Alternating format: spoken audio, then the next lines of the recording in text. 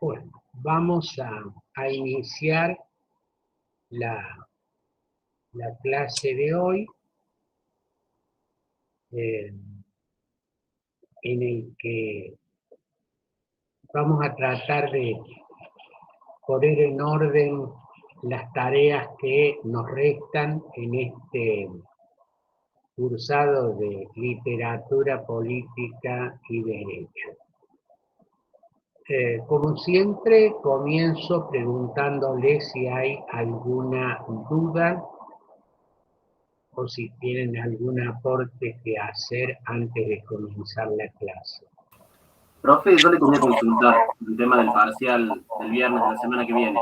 Sí, Usted ya mencionó, por supuesto, los temas, la película esta, Historia de un crimen, los juicios de Tokio, los juicios de Nuremberg, también había algo de Ruanda. Yo le quiero preguntar, ¿la modalidad del parcial va a ser, se puede tener alguna ayuda a memoria o va a ser de otra forma o distinto al primer parcial? Hernán, la modalidad del segundo parcial va a ser igual que la primera. Ah, perfecto. Van a poder tener a disposición el material eh, que se necesita, ya sea en formato papel, en formato digital o en formato audiovisual, si de una película se trata. Perfecto, gracias, profe. ¿Hay alguna otra pregunta? Bueno, ¿cómo va la lectura de los textos?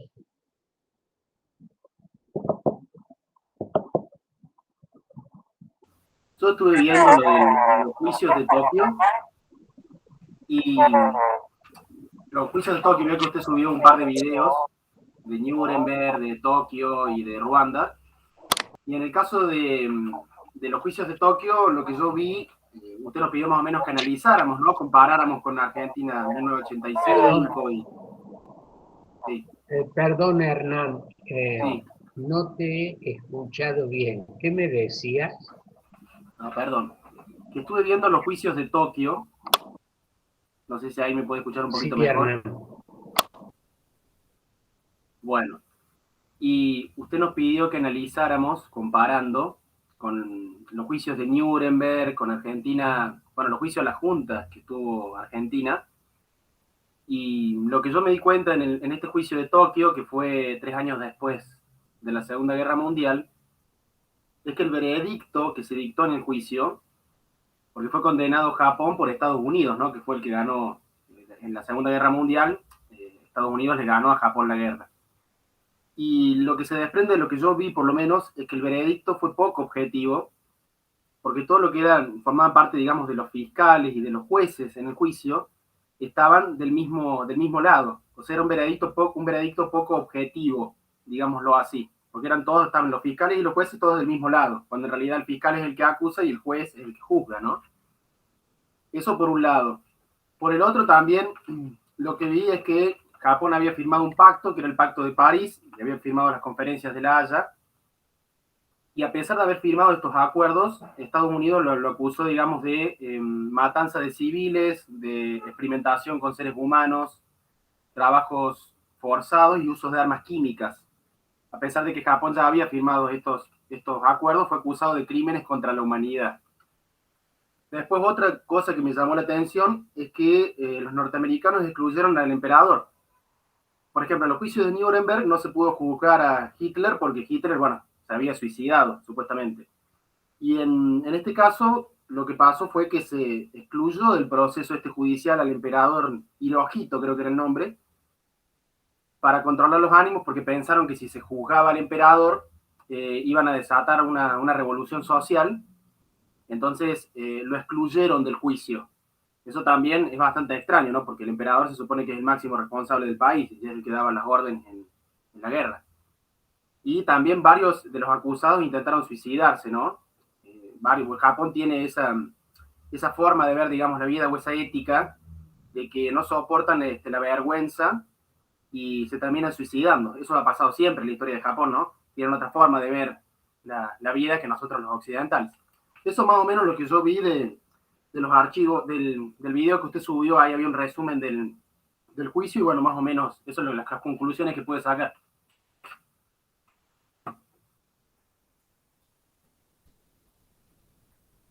¿Algún otro comentario a lo que acaba de decir Hernán?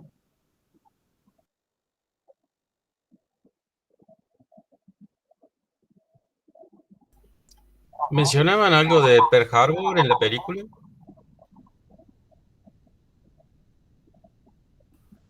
No, en realidad hacían como un resumen del juicio, pero específicamente de Pearl Harbor no vi nada. Supuestamente ese fue el ataque más brutal que tuvo Japón contra Estados Unidos, esa base en Hawái, ¿no? Sí, correcto, fue el motivo de ingreso de los Estados Unidos a la guerra.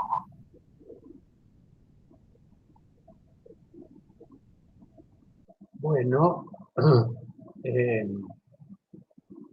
efectivamente cada uno de estos procesos, Nuremberg y Tokio fueron los dos primeros, luego asistimos a otros tribunales internacionales, han tenido y tienen las objeciones, para llamarle de alguna manera, de falta de imparcialidad, que es lo que apuntaba Hernán, y algunos comentarios que Diego y algún otro de ustedes hizo clases anteriores.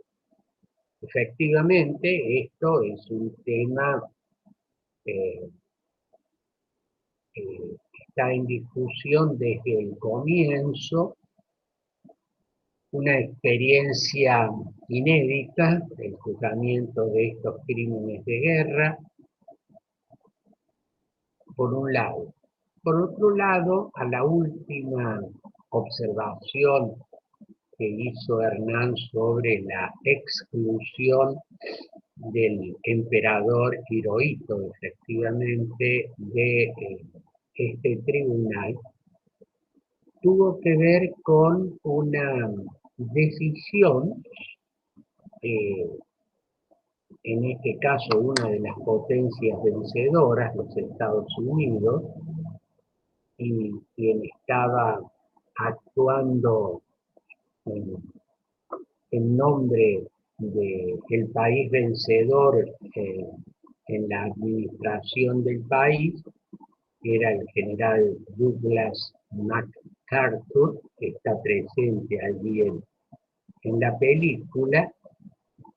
Fue una decisión que desde cierto punto de vista puede ser cuestionable, lo que decía Hernán. Si estamos juzgando a los responsables, ¿por qué excluir a quien eh, por, por el cargo y por la ubicación sería el máximo responsable? Pero también, y esta fue una decisión de los Estados Unidos y de quien actuaba prácticamente como un virrey en Japón, que era el general Douglas MacArthur, era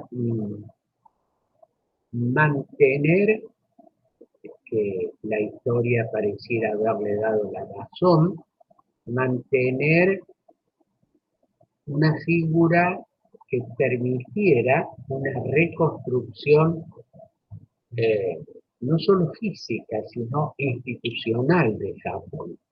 Fíjense ustedes que eh, Japón vencido en la Segunda Guerra Mundial, devastado por esa experiencia atroz que fueron las dos bombas atómicas, Hiroshima y Nagasaki, eh, Japón deviene en un país con una estructura democrática, con un gobierno estable, con una figura, diríamos, un modelo parlamentario en el cual se mantiene como jefe de Estado al emperador, pero se crea un sistema parlamentario en el cual la voluntad popular integra el Parlamento elige el primer ministro, que es el que tiene la responsabilidad efectiva del gobierno. Japón, desde ese punto de vista, se constituye algo así como la contracara de lo que fue la intervención en Irak. En Irak cae el gobierno de Saddam Hussein y hasta el día de hoy el país tiene serias dificultades para poder vivir de una manera ordenada y con un sistema democrático. En cambio, Japón tuvo hasta el día de hoy, una ininterrumpida forma democrática de gobierno que por otra parte llevó a un desarrollo económico y sociocultural de Japón que lo convirtió en una potencia mundial. Desde ese punto de vista, la decisión de excluir al emperador de los procesos de Tokio me parece, admito que puede ser discutible, una decisión políticamente acertada, porque mantuvo lo que era una prenda de unidad. Tal vez para entender esto hay que ver hasta dónde estaba y está en la cultura japonesa el respeto a la figura del emperador, que prácticamente era una figura cuasi divina, ¿no? Haber enjuiciado, destituido al emperador era prácticamente desarmar un sistema que muy difícilmente podría rearmarse. Esto es lo que me parece, Hernán, a tu observación y pregunta, ¿no? He tratado de ser lo más claro posible en cuanto a los argumentos que se dieron, admitiendo que esto es siempre algo discutible.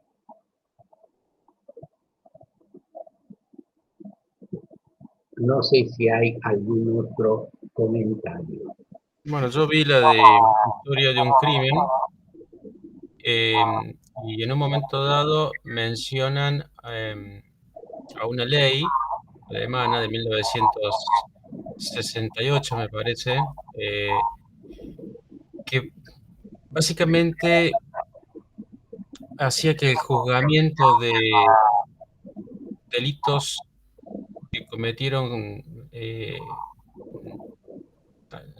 bueno, jerarcas nazis, funcionarios nazis, fuera juzgado no como crimen de guerra, sino de acuerdo a una ley administrativa. Y el impacto que esto tenía era que... Tiene micrófono activado, doctor. Y el impacto que esto iba a tener era que básicamente quienes eran juzgados por estos delitos que materialmente eran crímenes de guerra, como por ejemplo el fusilamiento de civiles, fuese juzgado en realidad como un delito común. Consecuentemente, muchos de estos delitos para la década del 60, con ese criterio, habían prescripto, lo cual, salvando las distancias, me hacía acordar a lo que ocurrió aquí en Argentina con las leyes de obediencia debida y punto final. Si bien se habían iniciado los juicios contra las jerarquías de la dictadura, en virtud de estas leyes, muchos de quienes se suponía que debían ser juzgados no lo fueron.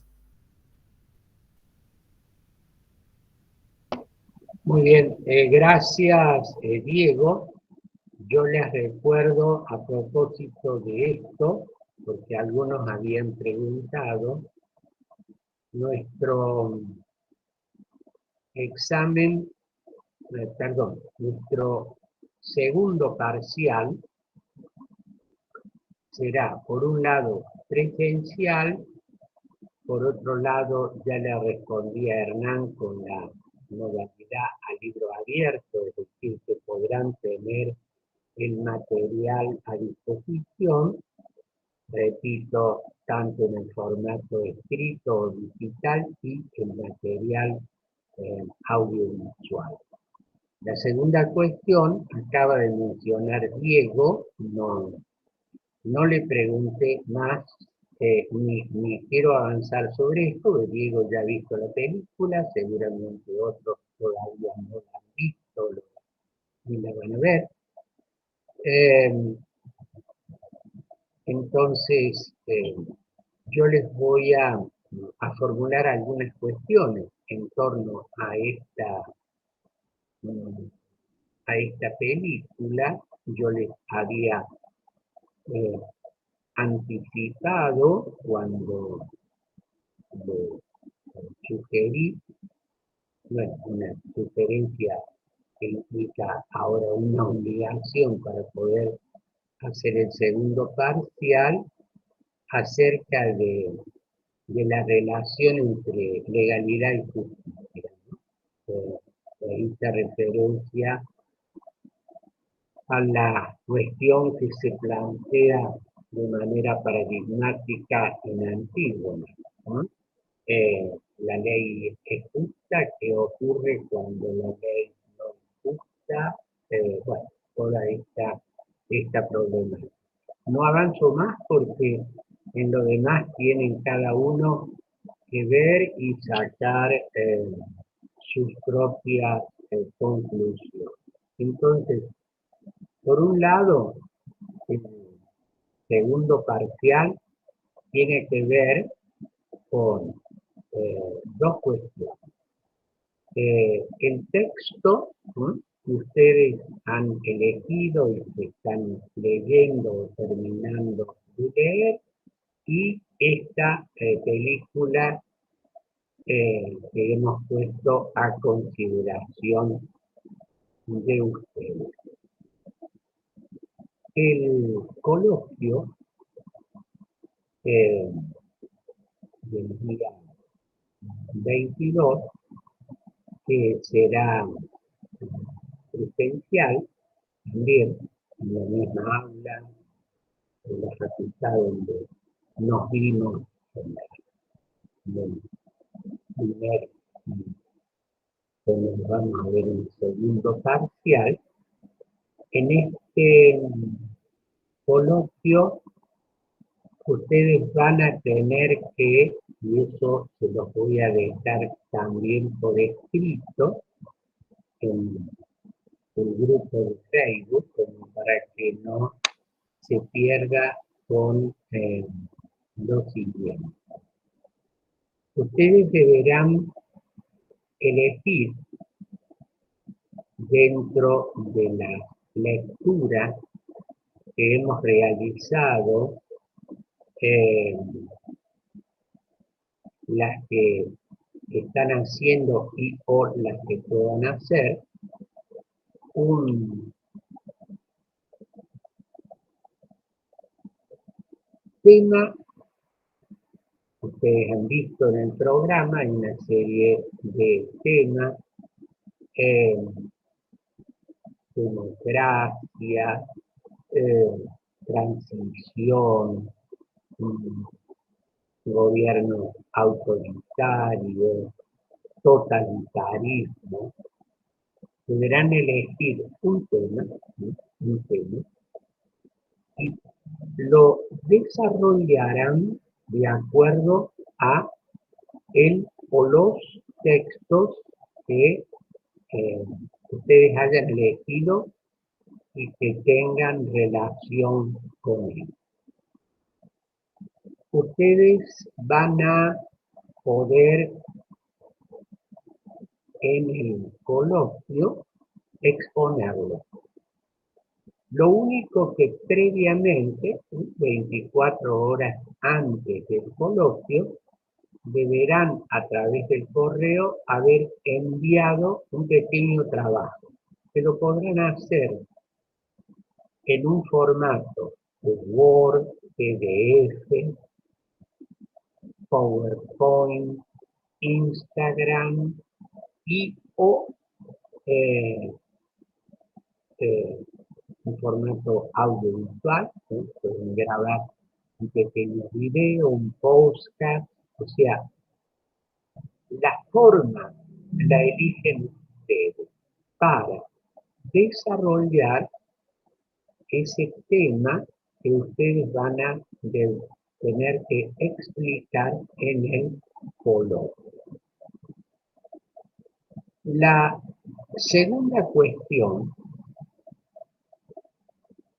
que les voy a plantear en el coloquio tiene que ver con una pregunta que dejo formulado desde ahora y que voy a reiterar en clases posteriores y que va a quedar escrita en el grupo de Facebook. Esta segunda cuestión en formato de pregunta es la siguiente, ¿no? ¿Qué dice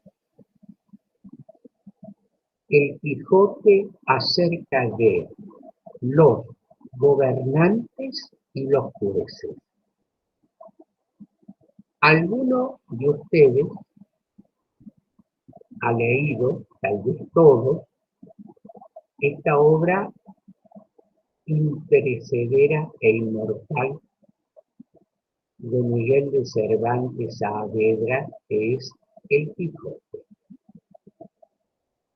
Hay allí una situación en la que Sancho es convertido en gobernante de la India.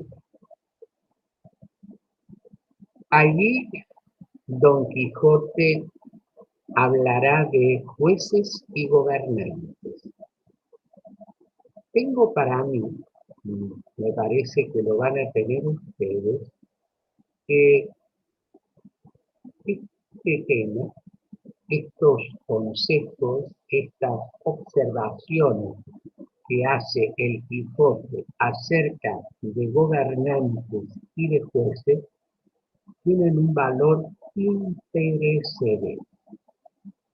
Búsquenlo, léanlo, descúbranlo, coméntenlo. Espero que no sea un trabajo adicional muy abrumador, pero de cualquier manera vale la pena. No se van a olvidar nunca. No sé si ha quedado clara la consigna.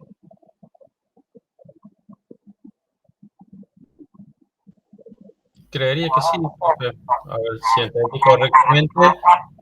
Para el coloquio que es presencial el día martes 22 de noviembre, hay que elegir alguno de los temas desarrollados: democracia, totalitarismo, fascismo. Bueno, me imagino que de los primeros temas también, verdad, poder. Y 24 horas antes hay que enviar un trabajo audiovisual eh, que responda a la pregunta: ¿qué dice el Quijote acerca de los gobernantes y los jueces? Concretamente, la designación de Sancho en la ínsula de Barataria. Pero cuando dice desarrollar el tema, ¿sí? Por ejemplo, no sé, fascismo, lo tenemos que vincular a la lectura que estamos haciendo en este momento y, como segundo eje, responder a la pregunta: ¿qué dice el Quijote sobre los gobernantes y los jueces? ¿Es así? Efectivamente, Diego, el coloquio va a tener dos contenidos fundamentales. Uno, el que mencionabas acerca del tema, a elección de ustedes, democracia, totalitarismo, fascismo, etcétera, que lo van a desarrollar en función del material elegido. Eso lo van a plasmar, digamos, en un pequeño trabajo con el formato que ustedes quieren.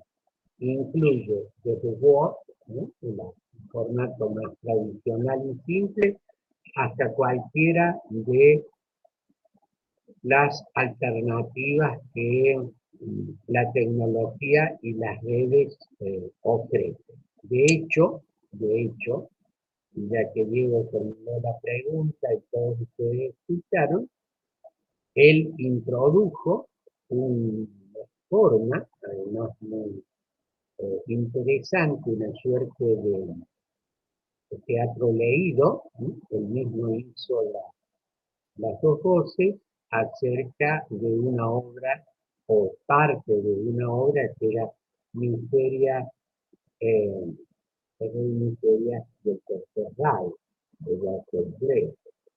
Esto muestra que hoy podemos utilizar, además del tradicional formato escrito, Word, PDF, un audio, un postcard, un Power, utilizar alguna de las herramientas, Instagram, alguna otra similar, para presentar un tema.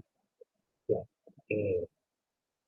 utilizar las distintas formas de lenguaje que hoy tenemos en nuestra disposición. Que por otra parte, ustedes ven que diariamente, ¿no?, en el campo fundamentalmente de la política, ¿no?, más que del derecho, se están utilizando estas herramientas. Hoy, por ejemplo,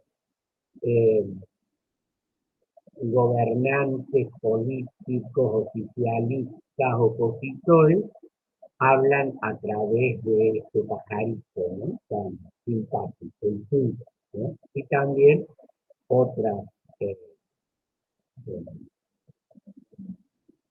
otras técnicas, otras herramientas. Entonces me parece importante que nos acostumbremos a utilizar esto por un lado. Y el segundo eje es tratar de responder a esta pregunta, ¿sí?, acerca de qué dice el Quijote o qué les dice el Quijote a gobernantes y jueces. ¿A quién? A los gobernantes de siempre, a los jueces de siempre. Porque si algo tiene la literatura clásica, en este caso el Quijote es un clásico por excelencia, es que su respuesta vale para cada uno de los tiempos históricos en los que estamos situados. Por eso vale la pena escuchar la voz de los clásicos. Este es el sentido de remitirlo a bucear un poquito en el Quijote para el colegio.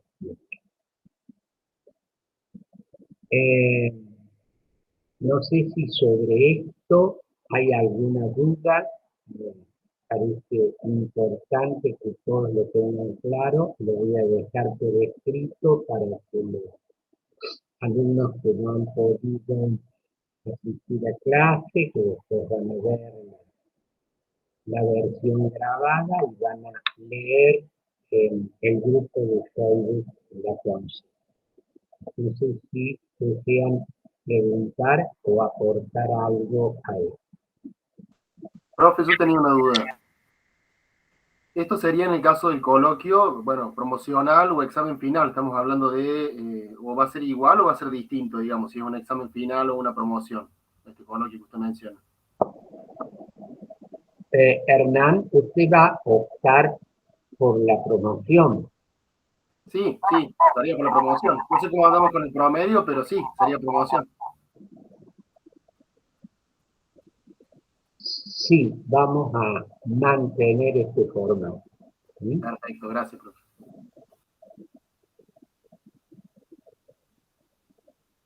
¿Alguna otra pregunta?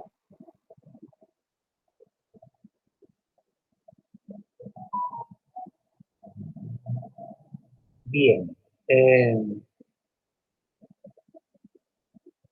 Quisiera, a manera de repaso, resumen, síntesis, plantearle algunas cuestiones ya en este momento que nos vamos acercando a la finalización de esta materia opcional. Ustedes leyeron en el programa de la materia cuáles son los objetivos que nos propusimos al diseñar la materia y comenzar a desarrollarla. Fundamentalmente tratamos y esperamos que de alguna manera esto se logre, que el alumno pudiera relacionar la literatura con la política y el derecho. Decíamos, no estamos formando a literatos, estamos tratando de contribuir a la formación de abogados. Y queda muy claro. El recurrir a obras literarias es fundamentalmente buscar la ampliación, ¿sí? Ampliación, subrayo, de la mirada del estudiante de derecho del futuro abogado. Mirar a la sociedad, mirar a la historia, mirar el presente, mirar el pasado, mirar el futuro, ¿sí? En obras que plantean utopías o el diseño de una sociedad futura en la cual los grandes temas que tienen que ver con el poder, que tienen que ver con el sistema político, que tienen que ver con los derechos fundamentales, que tienen que ver con la administración de justicia, estén presentes.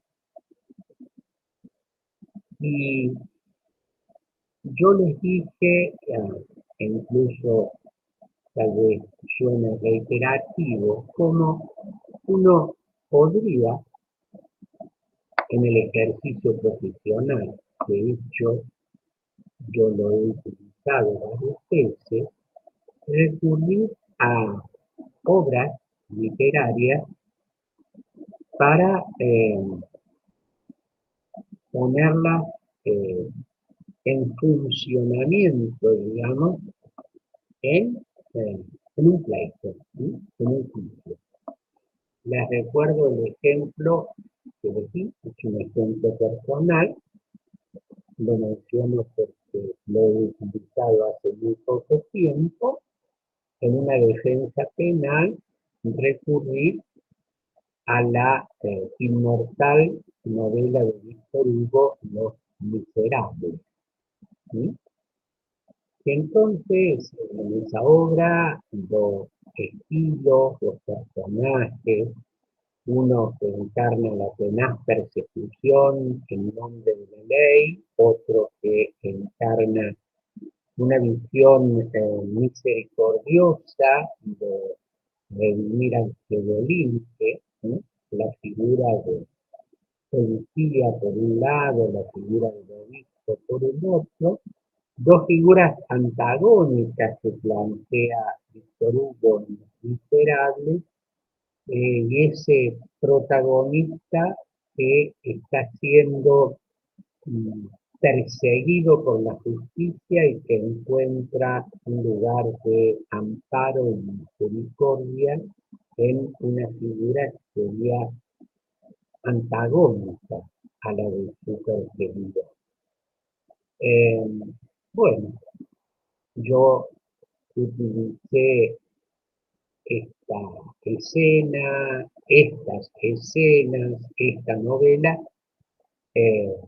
al plantear en mi alegato final al juez acerca de cómo podría resolver la cuestión.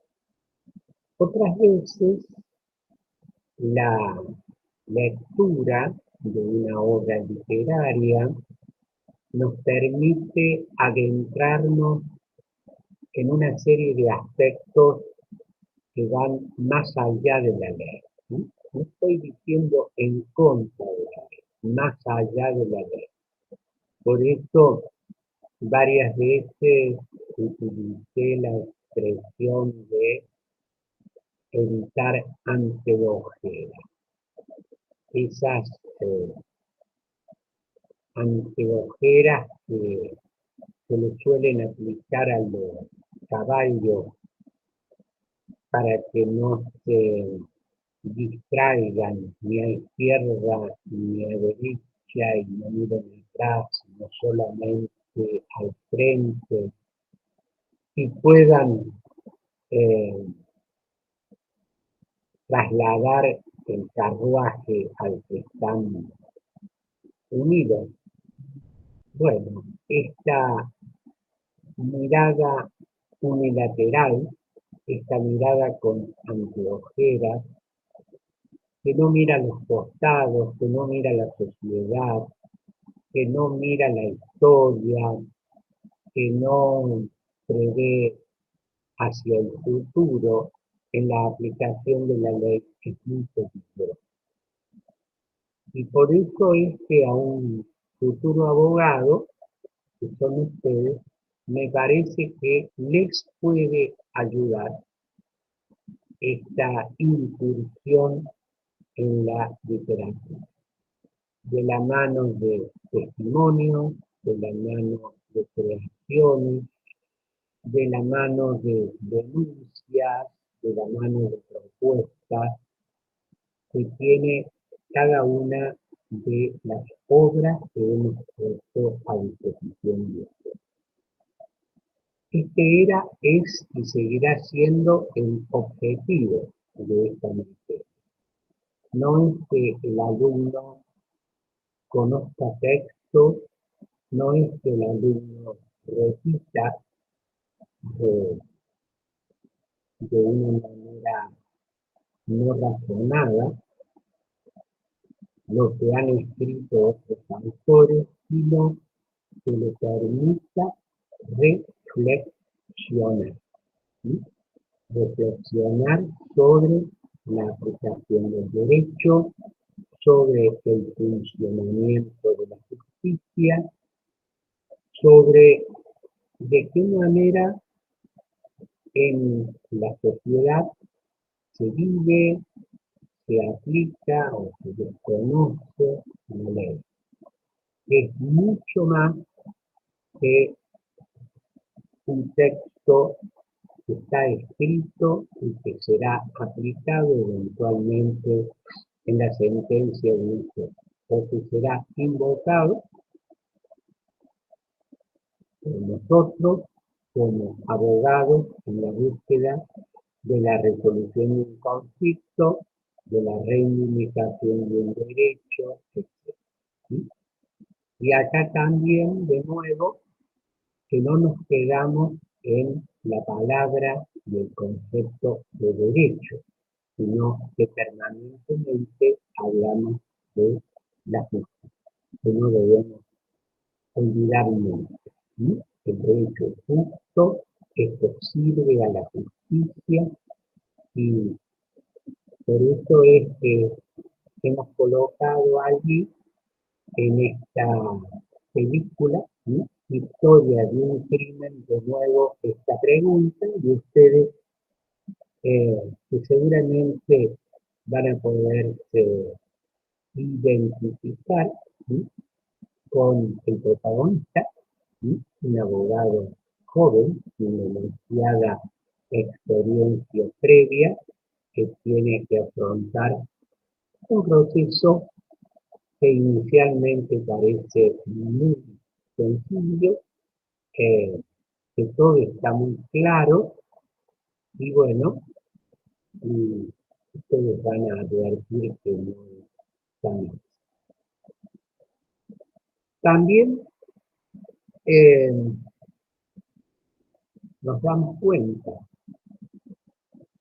que los textos propuestos en número son más que los que ustedes van a poder leer en este curso. Pero van a quedar a disposición de ustedes. Yo pensé que los hemos puesto ahí en el grupo de Facebook para que no puedan salir a contar nada y que en cualquier momento que ustedes dispongan o tengan ganas, podrán bucear en alguno de estos textos, más allá de los que ustedes han leído y van a utilizar para promocionar esta asignatura opcional. Van a quedar, diríamos, como material de futuro. Lo leerán alguna vez, no lo sé. Les será útil en el sentido de provocarles una inquietud. Cada uno de estos textos busca eso, provocar una inquietud en el alumno. Estudiante de abogacía hoy, dentro de algún tiempo, no muy largo, para el abogado que van a ser ustedes. Entonces, dejarles esto casi como recuerdo de la materia para que tengan al lado de sus textos de derecho, de sus códigos, leyes, códigos de procedimiento, ordenanzas y demás, esto que les va a ayudar a entender una serie de cuestiones. Puede parecer algo utópico, ¿no? Este planteo, ¿no? Le estoy hablando a alumnos de derecho, le estoy hablando a futuros abogados, le estoy hablando tal vez a futuros jueces, futuros legisladores, futuros gobernantes. Y uno podría decir, bueno, ¿se acordarán de algo? ¿Le dan algo? ¿Les da algo este paso por esta materia opcional, literatura, política y derecho? Sinceramente, no tengo la respuesta. La respuesta la van a ir dando cada uno de ustedes. Eso ya no se evaluará y este profesor seguramente no lo conocerá. Pero sí estoy seguro que cada uno de estos textos, que cada una de estas clases que estamos compartiendo juntos, de alguna manera va a influir en su formación como abogado. Y repito casi hasta el hartazgo, abogado no es el que conoce, sabe y aplica leyes, ¿no? Abogado es mucho más que eso, ¿no? Es aquel que puede entender, en primer lugar, entender la complejidad de los fenómenos sociales que se van a traducir en cuestiones jurídicas, desde las más sencillas hasta las más complejas. Y qué triste, qué lamentable sería que este abogado que van a ser ustedes, de lo único que tuviere conocimiento es de un conjunto de leyes, que no es capaz de poder desentrañar que hay más allá de la ley, que no es capaz de mirar más a lo lejos, que no es capaz de imaginar los efectos que tienen cada una de las cosas que nosotros hagamos, digamos, colaboremos, realicemos en nuestra actitud abogadil, ¿sí? En nuestro trabajo abogadil, ¿sí? Este es un poco el sentido, lo planteamos al comienzo, lo vuelvo a plantear ya muy cerca del final. Y es por eso que nos hicimos preguntas iniciales acerca de la relación entre derecho y literatura. Tratamos de ver cómo la verdad está presente o no en la política, de la mano de Hannah Arendt, cómo pueden aquellos intelectuales que de alguna manera llegan a la política sin haber tenido una experiencia previa. Citamos en el caso de las clases pasadas, la candidatura de Vargas Llosa, la presidencia de Perú, la candidatura y el desempeño en la presidencia de la República Checa de Václav Havel, la presencia en países latinoamericanos de intelectuales notables en la conducción del Estado, en Brasil, el país hermano que están en la etapa de los diarios con motivo de la última elección, un notable sociólogo, Fernando Enrique Cardoso, fue presidente de Brasil. No siempre los intelectuales están presentes en la política y no siempre los políticos tienen algún nivel intelectual aceptable. Pero es importante tener presente esa relación que en definitiva es una cuestión que se plantea desde el comienzo, ¿sí?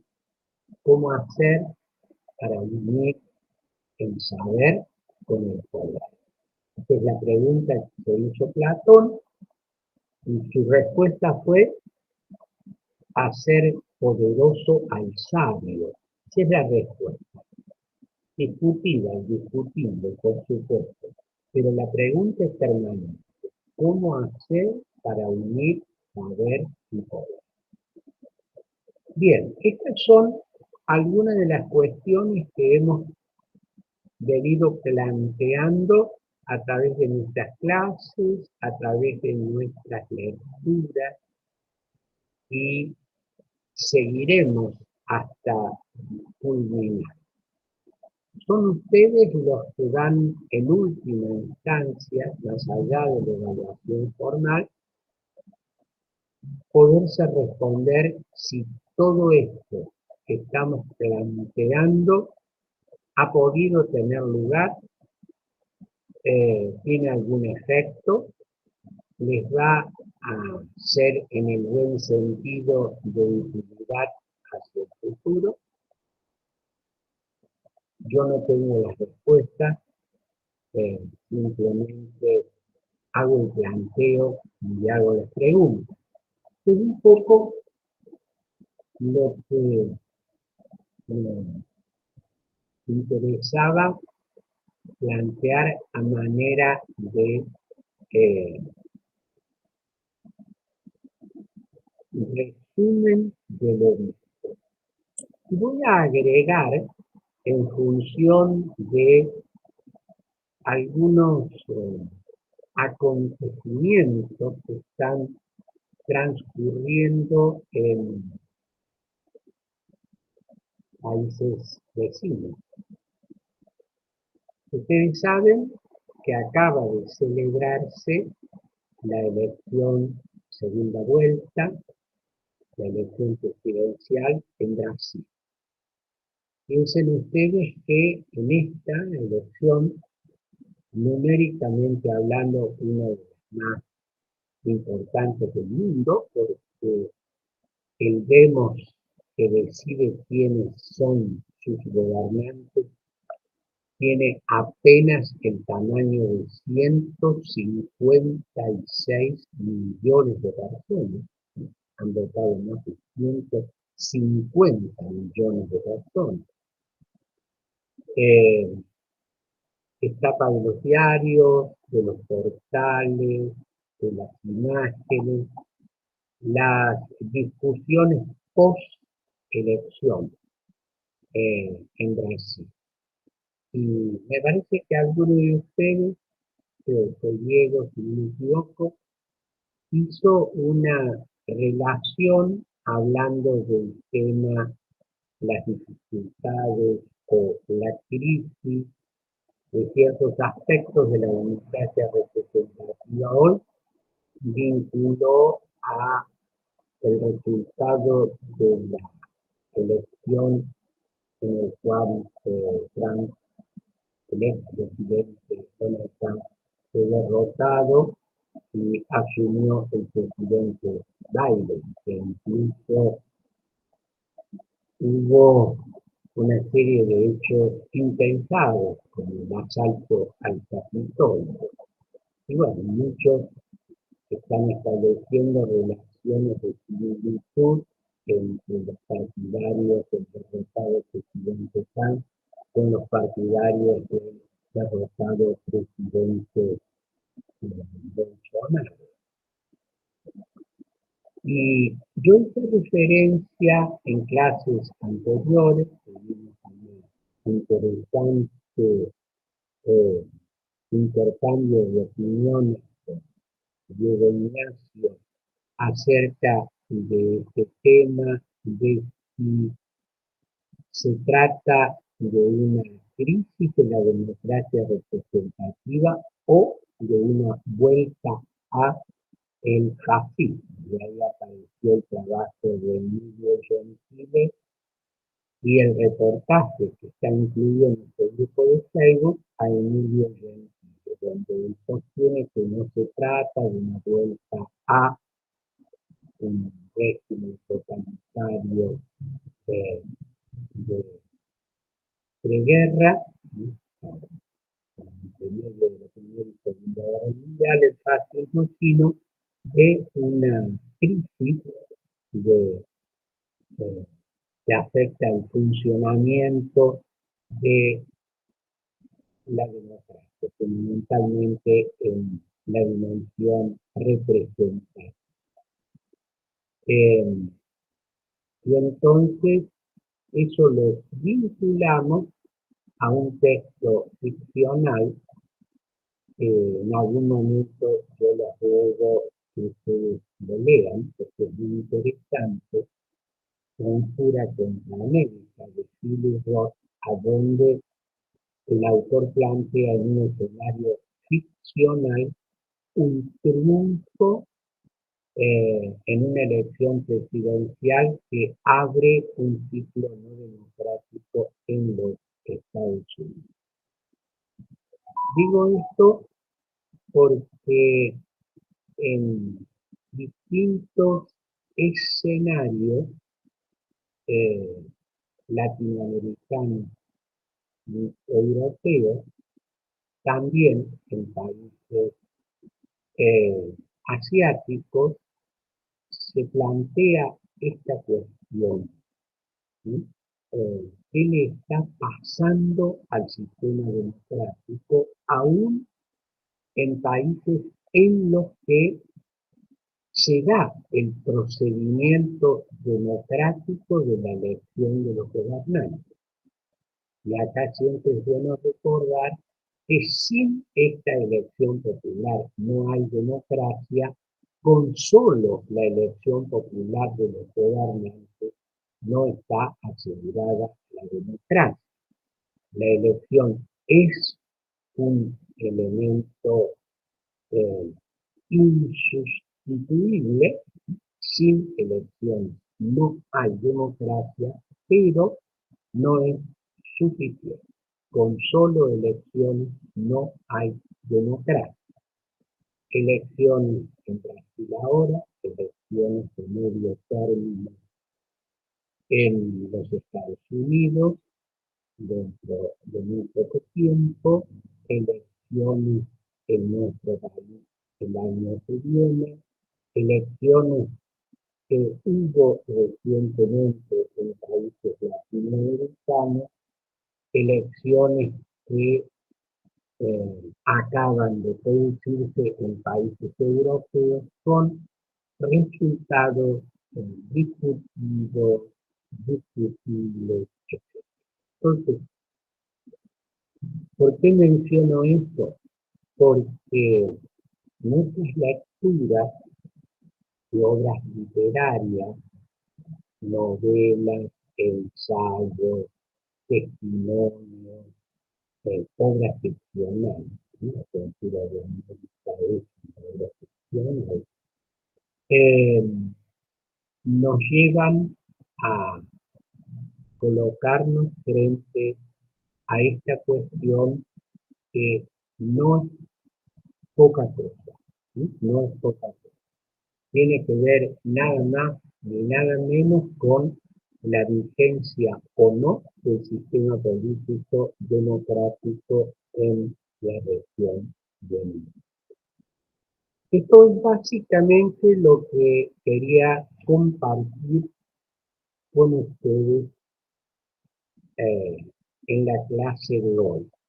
Escucho las observaciones, preguntas y o comentarios de ustedes.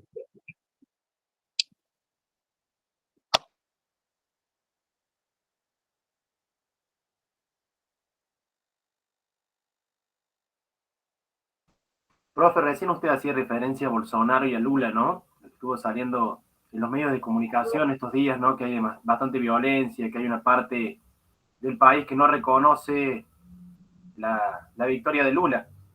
Y lo que yo estaba viendo es que las diferencias de porcentaje fue muy acotada la diferencia, ¿no? Porque creo que Lula sacó 50.60 y Bolsonaro 49.40, algo así. No sé si ha sido de un punto la diferencia. Y lo que yo he notado es que es bastante parecida a la situación que tenemos nosotros acá en Argentina, haciendo un paralelismo, de esta grieta, ¿no?, que hay en la sociedad, ¿no?, de esta división social muy grande que hay entre lo que es la derecha y la izquierda. Y, y veía en Brasil el otro día a las personas en las manifestaciones, cómo se enojaban, cómo se ponían violentos, y lo hacía un paralelismo con acá, ¿no? La sociedad está muy caldeada, la sociedad. Hay una diferencia muy marcada entre la izquierda y derecha. Sí, efectivamente, Diego, las cosas son como vos hacías referencia. Ahora, yo estaba pensando y estoy escribiendo para un encuentro que tenemos anualmente auspiciado por la Universidad de Mar del Plata, sobre este tema, ¿no? Vos utilizaste la palabra división, una palabra que se ha puesto de moda, ¿sí? Grieta, una palabra sobre la que yo tengo una visión crítica, ¿sí? De hecho no uso mucho la palabra grieta, me parece que se ha convertido en una muletilla que trata de decir mucho y que en definitiva no dice nada. Pero sí hay un fenómeno importante a analizar que tiene que ver con el conflicto político, de eso se trata mi artículo, el conflicto político, la unidad, la unanimidad, la diversidad, el disenso. Entonces, se me ocurre plantear lo siguiente. En una sociedad, en nuestras sociedades, las sociedades contemporáneas, es prácticamente imposible hablar de unanimidad, ¿sí? Hablar de uniformidad. Nuestras sociedades, algunas más que otras, cada vez son más complejas, cada vez hay planteos muy distintos en torno a una variedad de cuestiones que hacen que haya muchísimas veces incluso enfrentamientos en el plano de las ideas, cuando no a veces en el plano de los hechos, entre posiciones diversas. Entonces, supongamos en una elección se habla de números, ¿no? Era lo que vos decías, Hernando. Si yo miro el número de elecciones de Brasil ahora o las elecciones del año 15, ¿sí? En Argentina, 2015, uno ve que entre el ganador y el perdedor la diferencia numéricamente es escasa, ¿sí? Un punto, menos de un punto, poco más de un punto. Ahora es cierto también, hay que recordar que la regla institucional en los países como Brasil, etc., hay una segunda vuelta electoral, el que tiene un voto más gana, ¿sí? No importa si son uno, muchos miles o millones. Alguien podría decir, bueno, pero cuando los números muestran tanta paridad, lo que nos encontramos es con una sociedad muy dividida o muy polarizada, los que están de un lado, los que están del otro. Pero la palabra unidad es básica para cualquier sistema político, no es lo mismo que uniformidad. Y acá hay como dos imágenes que en los últimos días he tenido presente. Por un lado, la celebración del 20 Congreso del Partido Comunista Chino, en el cual, tal vez algunos de ustedes o varios de ustedes han podido verlo a través de los medios de comunicación, 2.700 o 2.720, poco más de 2.700 miembros de ese 20º Congreso estaban sentados en un amplísimo espacio en el cual la palabra que podíamos colocar de título era uniformidad. Todos estaban ubicados de la misma manera, respondiendo al discurso del orador de igual manera, ¿sí?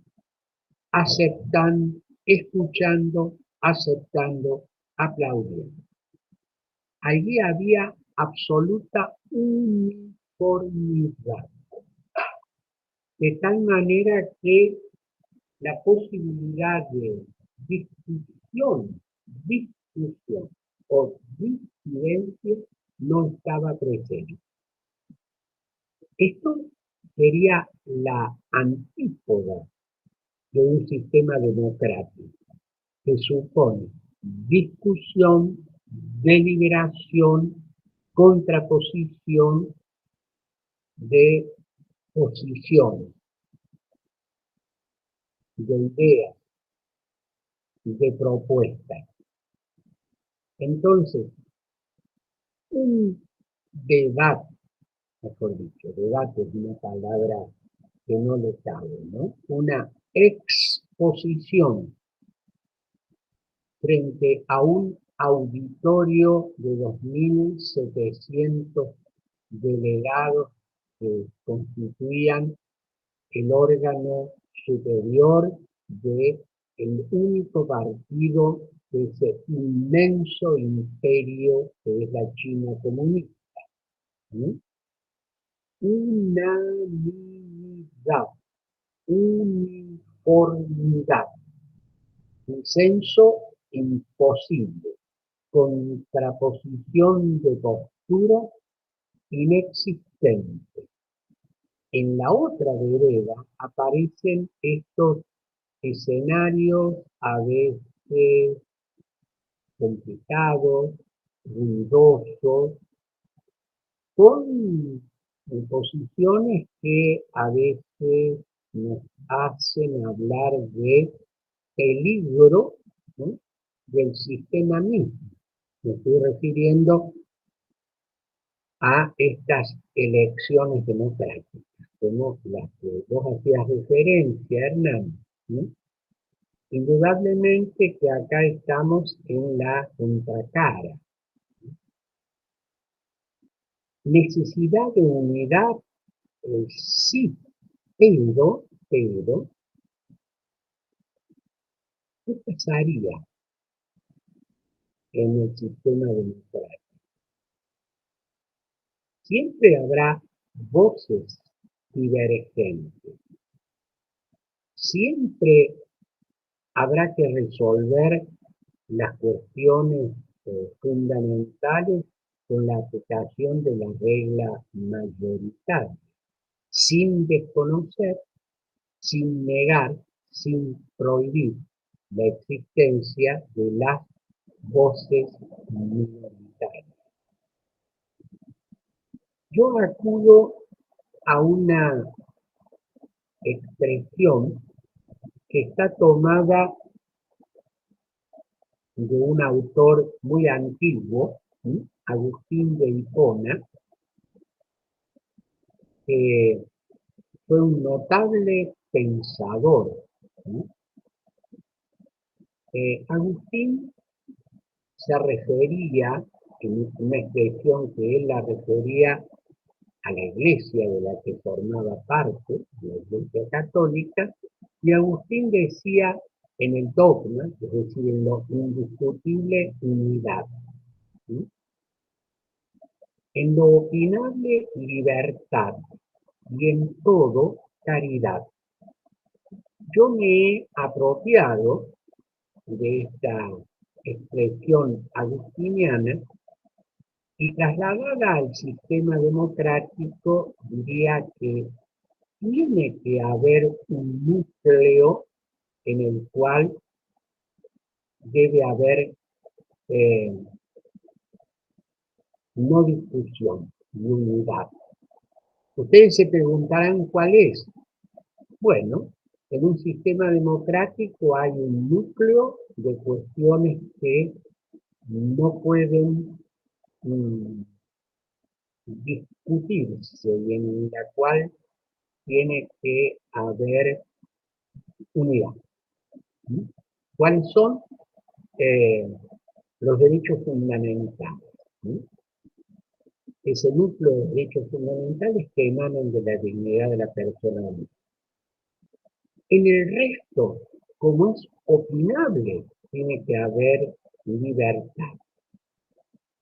Y en todo, ¿sí?, la expresión avicenna hablaba de caridad, trasladada al campo sociopolítico, utilizo una expresión que está tomada de Jacques Maritain, la amistad cívica, ¿sí?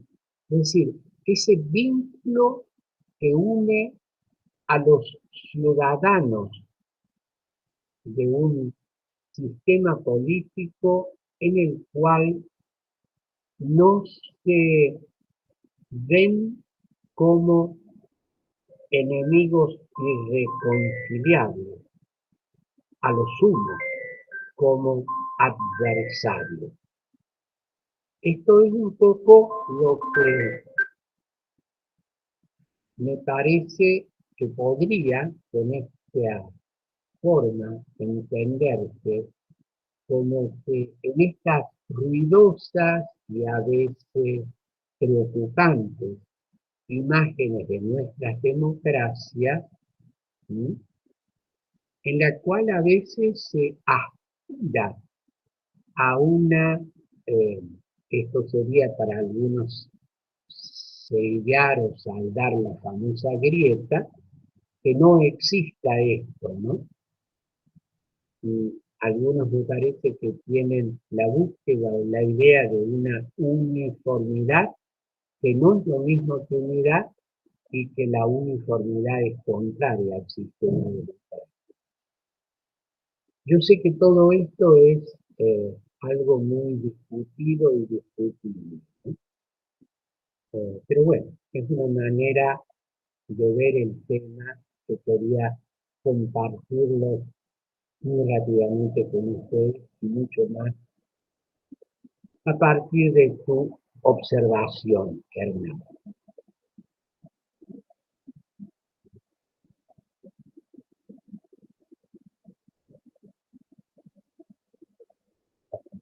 ¿Hay algún comentario, hay alguna observación o pregunta que ustedes quieran hacer?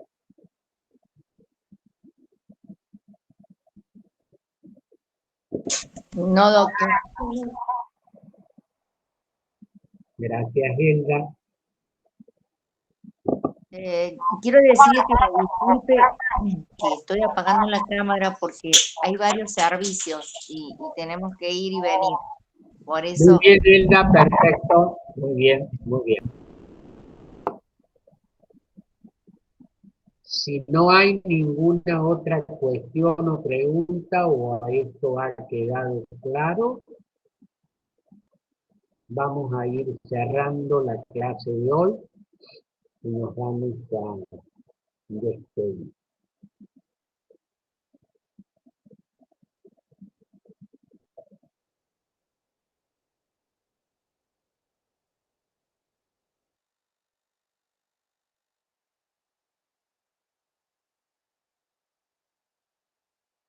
de mi parte, no, doctor, no hay ninguna pregunta.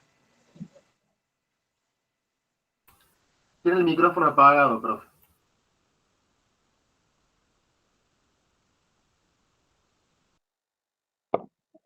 Muchas gracias, muy buenos días. Gracias por la observación, Hernán. Detenemos la grabación y va a quedar a disposición.